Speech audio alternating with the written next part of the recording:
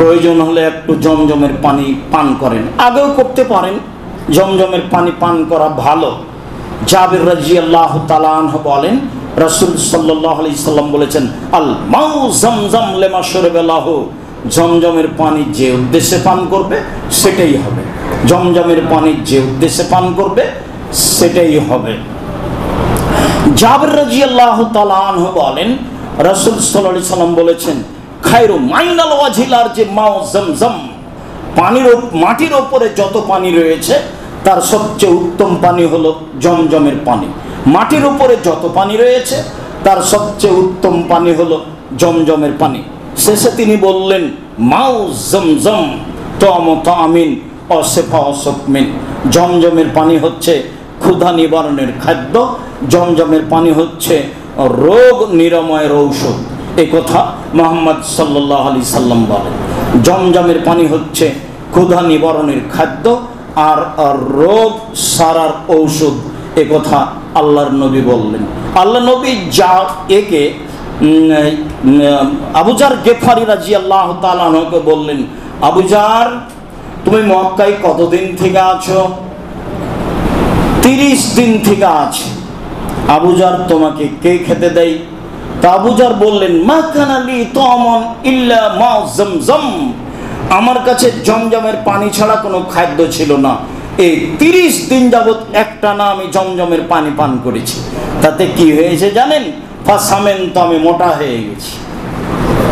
তাকাসসারা তোকানো বাতনি, আমার পেটে চরক ধরে গেছে, পেট মোটা হয়ে গেছে, আমি নিজে মোটা হয়ে গেছি। ওয়ালা আজিদু আলা কাবিদি কিফাতা জুইন আও সিফাতা জুইন, আমার এই 30 দিন আমি শরীরের কোনো দুর্বলতা বুঝিনি। জমজমের পানি ছাড়া তিনি অন্য কিছু খাননি। আয়েশা রাদিয়াল্লাহু তাআলা আনহা জমজমের পানি ব্যাগে বেঁধে নিতেন, জমজমের পানি মশকে নিতেন। তিনি বলেছেন, মুহাম্মদ সাল্লাল্লাহু আলাইহি সাল্লাম নিজেও জমজমের পানি নিয়ে যেতেন। এরপরে ইসুব্বাল আল মারদা ওয়া ইসকিম, জমজমের পানি তিনি অসুস্থ ব্যক্তিকে খাওয়াতেন এবং তার মাথার উপরে ঢেলে দিতেন। মুআবিয়া রাদিয়াল্লাহু তাআলা আনহু জমজমের পানি পান করার পরে মাথা এবং মুখের উপরে ঢেলে দিলেন। জমজমের পানি এই উদ্দেশ্যে সাহাবীগণ ব্যবহার করতেন বলে একাধিক হাদিসে উল্লেখ হয়েছে। ইবনে আব্বাস বলেন, আমি আল্লাহর রাসূলের কাছে গেলাম এক বালতি জমজমের পানি নিয়ে। ফাশারিবা মা জামজাম ওয়া কায়েম, তিনি জমজমের পানি পান করলেন, তখন তিনি দাঁড়িয়েছিলেন। দাঁড়িয়ে জমজমের পানি পান করলেন। জমজমের পানি পান করার জন্য যে দোয়া রয়েছে সে দোয়া ঠিক নয়। বিসমিল্লাহ বলে জমজমের পানি পান করতে হবে। এরপরে হলো সাই। আল্লাহ সাই করার আদেশ করেছেন। আল্লাহর নবী বলেছেন, ঈসা তোমরা সাই করো। ইন্নাল্লাহা কাতাবা আলাইকুমুস সায়া, সাই তোমাদের উপরে ফরজ করা হয়েছে। তার মানে সাফা মারওয়ার সাই, 2 রাকাত সালাত হয়ে গেছে, জমজমের পানি পান করা হয়েছে। এবার যেতে হবে সাই করতে। যেদিকে সাফা পাহাড় আছে সেদিকে উঠতে হবে। যখন তপ শেষ হচ্ছে ওই সোজায় আছে সাফা পাহাড়, অনেক চিহ্ন দেওয়া আছে। সম্ভবপর প্রথম স্তরে গেলে পাহাড়ের কিছু চিহ্ন দেখা যাবে। এবার যখন কাছাকাছি চলে গেলেন তখন কেবলার দিকে মুখ করে তাকবীর পড়তে থাকবেন, আল্লাহু আকবার, লা ইলাহা ইল্লাল্লাহ, সুবহানাল্লাহ, এইভাবে আপনি বলতে থাকবেন। এরপরে আপনি বলবেন, লা ইলাহা ইল্লাল্লাহু ওয়াহদাহু লা শারীকা লাহু লাহুল মুলকু ওয়া লাহুল হামদু ওয়া হুয়া আলা কুল্লি শাইইন কাদির আনজাজা ওয়াদাহু ওয়া নাসারা আবদাহু হাজামাল আহজাবা ওয়াহাদাহু। এই দোয়া পড়ে কেবলার দিকে মুখ করে হাত তুলে দোয়া আরম্ভ করবেন। পরিস্থিতি খুব জটিল, আসলে টেন্ডার নেওয়া আছে তো মানুষ হইচই রাজি নয়, দোয়া আপনার হোক আর না হোক। লম্বা সময় ধরে এখানে হাত তুলে দোয়া করতে হবে কাবা ঘরের দিকে মুখ করে, কিন্তু আপনাকে তো দাঁড়ানোর মতো পরিস্থিতি দিচ্ছে না। যাক, যেভাবে আপনার পক্ষে সহজ হয়।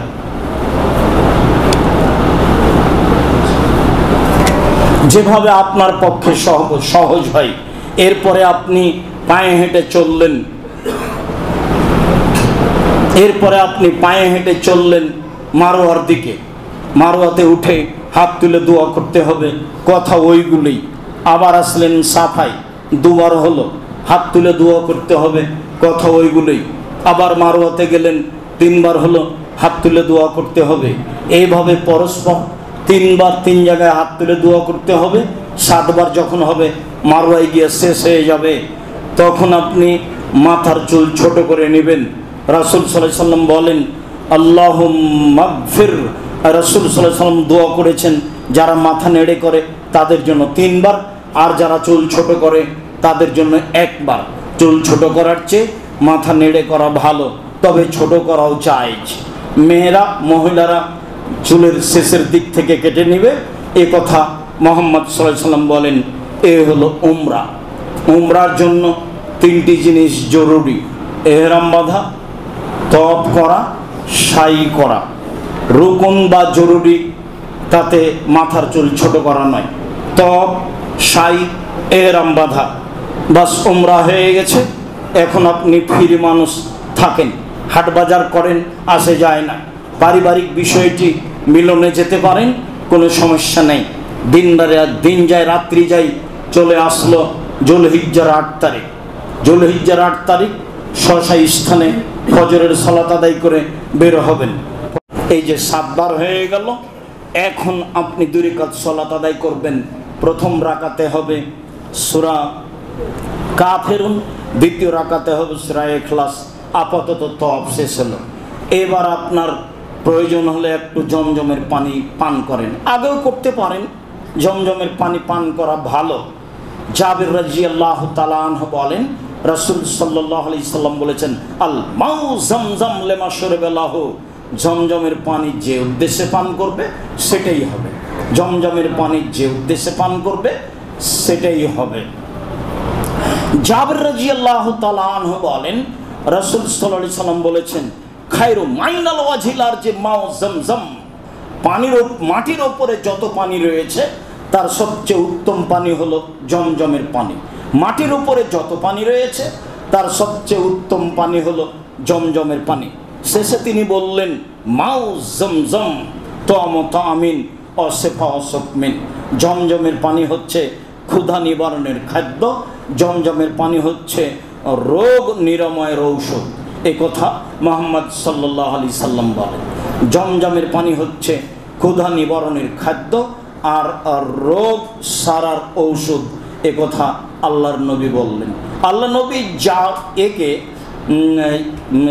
আবু জার গেফারি রাদিয়াল্লাহু তাআলা আনহুকে বললেন, আবু জার, তুমি মক্কায় কতদিন থেকে আছো?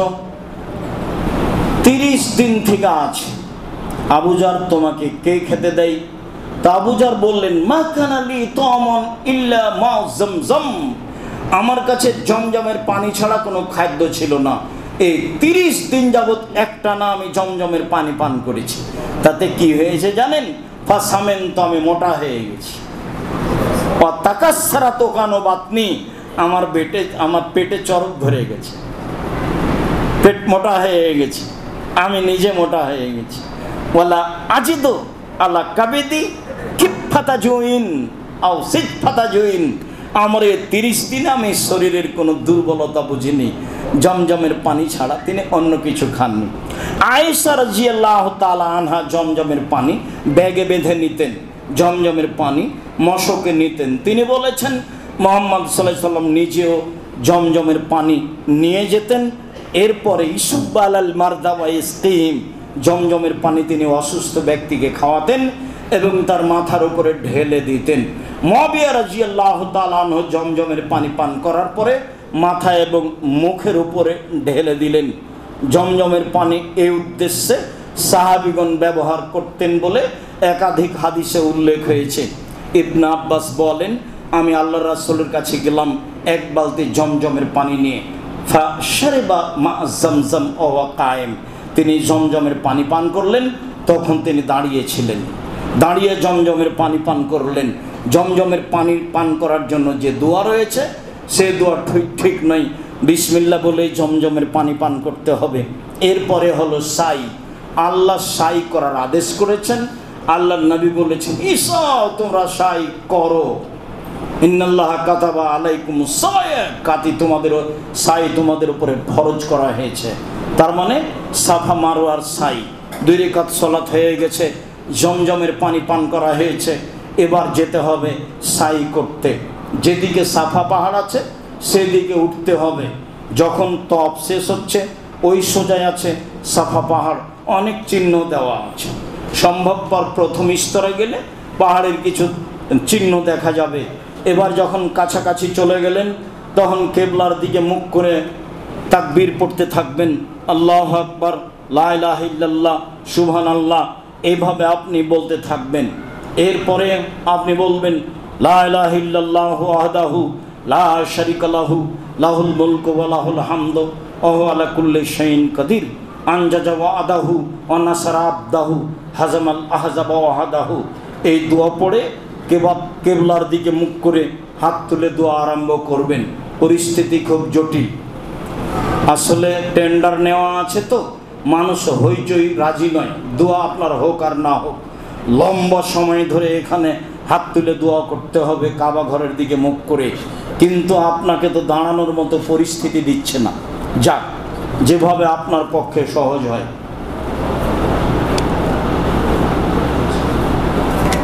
যেভাবে আপনার পক্ষে সহজ হয়।